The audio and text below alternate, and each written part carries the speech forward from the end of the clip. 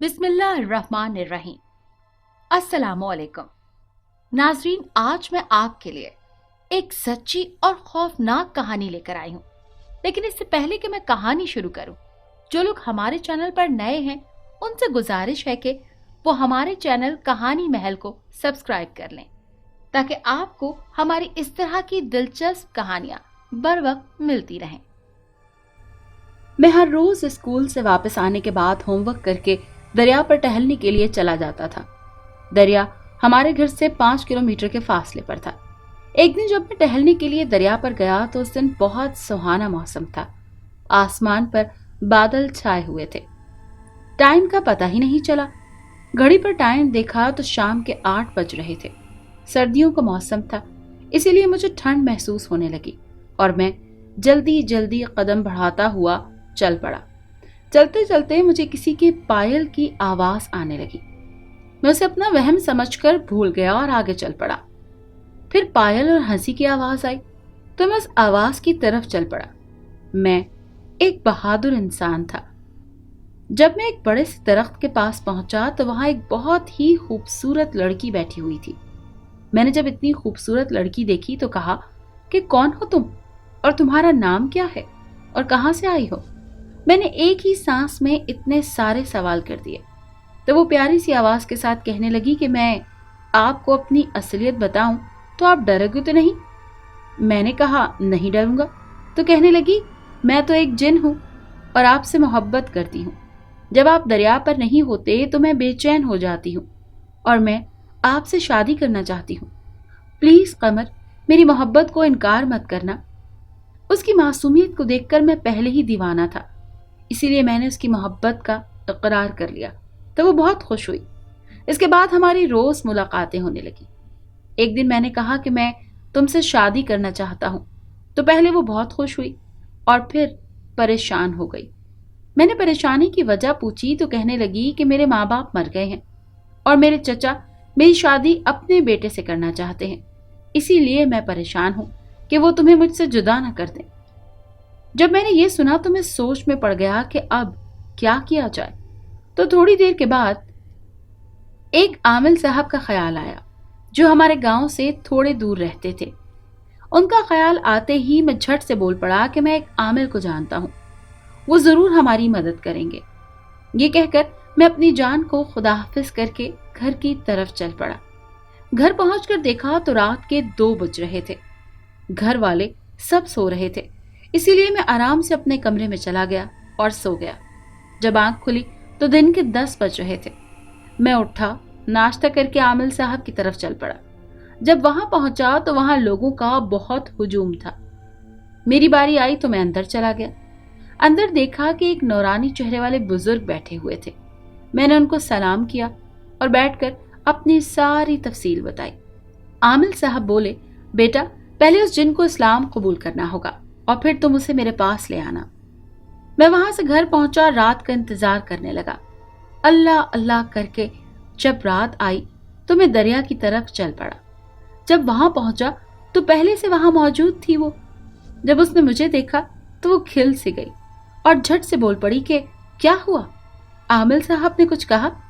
मैंने कहा पहले तुम्हें इस्लाम कबूल करना होगा। तो वो राजी हो गई। तो हम मस्जिद के इमाम साहब के पास गए। वो कलमा पढ़कर मुसलमान हो गई। आज मैं बहुत खुश था कि मैंने भी किसी को मुसलमान किया है और मैंने उसका इस्लामी नाम मुस्कान रख लिया। फिर मैंने मुस्कान से कहा कि सुबह मैं आमिल साहब के पास जाऊंगा और उनसे बात करूंगा। वो ये सुनकर बहुत खुश हुई। फिर मैं घर की तरफ चल पड़ा और वो दरिया की तरफ चली गई। सुबह मैंने इमाम साहब को सारी बात बताई तो वो बहुत खुश हुए और कहने लगे, बेटा उसका चचा बहुत खतरनाक है, उसको खत्म करने के लिए तुम्हें 40 दिन का चिल्ला करना होगा। इस हमले के दौरान तुम्हें बहुत डराया जाएगा, लेकिन तुम इस हिसार से बाहर ना निकलना। इसके बाद एक तलवार मिलेगी और वो तलवार से तुम उसका खात्मा कर सकते हो। आमिर साहब ने मुझे एक वजीफा बताया और ये वजीफा मैं याद करके वापस घर की तरफ चल पड़ा। घर पहुंचकर शाम का खाना खाकर थोड़ी देर आराम करने के बाद नमाज इशा की अदायगी की और मुस्कान की तरफ चल दिया। मैंने मुस्कान को तमाम किस्सा सुनाया। वो कहने लगी कि अल्लाह तुम्हें कामयाब करे। تو میں اس کو اللہ حافظ کہہ کر قبرستان کی طرف چل پڑا۔ میں نے یہ پہلا چلہ قبرستان میں کرنا تھا۔ اس کے لیے میں قبرستان پہنچ گیا اور حصار کھینچ کر وظیفہ پڑھنے بیٹھ گیا۔ آج میں قبرستان میں پہلی رات گزارنی تھی۔ جب آدھی رات کا وقت ہوا تو قبریں پھٹنے لگی، ان میں سے مردے نکل کر آنے لگے۔ میرے خطرے کی گھنٹی بجنے لگی اور میرے دل نے کہا کہ بیٹے آج مرو گے تو خوف کے مارے۔ میں نے آنکھیں بند کر لی اور زور زور سے وظیفہ پڑھنے لگا۔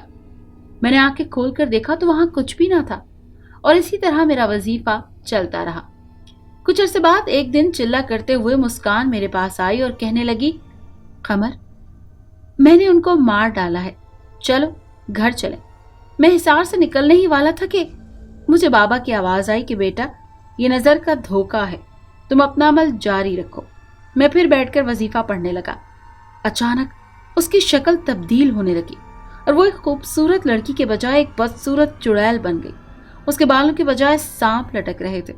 اس کی شکل اتنی بھیانک تھی کہ اسے دیکھ کر میرا دل دھڑکنے لگا۔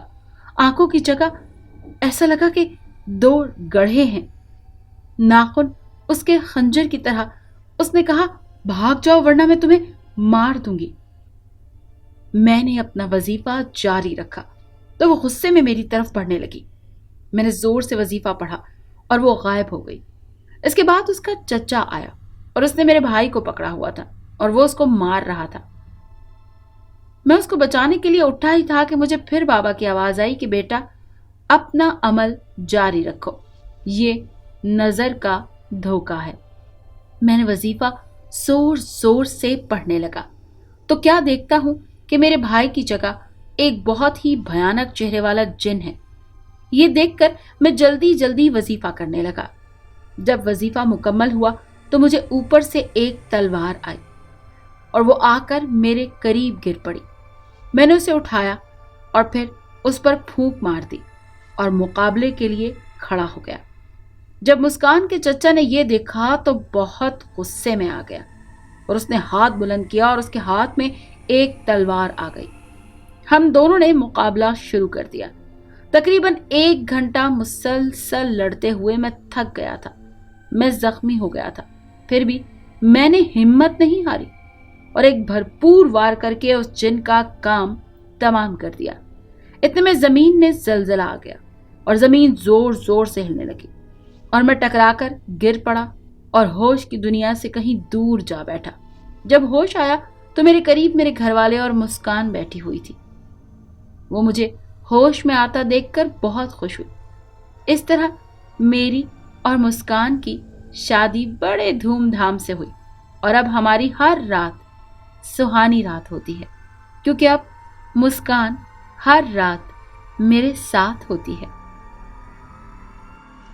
اگر آپ کو یہ کہانی اچھی لگی ہے تو اسے لائک کیجیے اور ہمارے چینل کہانی محل کو سبسکرائب کیجیے۔ اور ہاں، اگر آپ کے کسی دوست، رشتہ دار یا بہن کے ساتھ خدا نخواستہ اس طرح کا کوئی بھی واقعہ پیش آیا ہے تو ہمیں کامنٹ سیکشن میں اس کے بارے میں ضرور بتائیے۔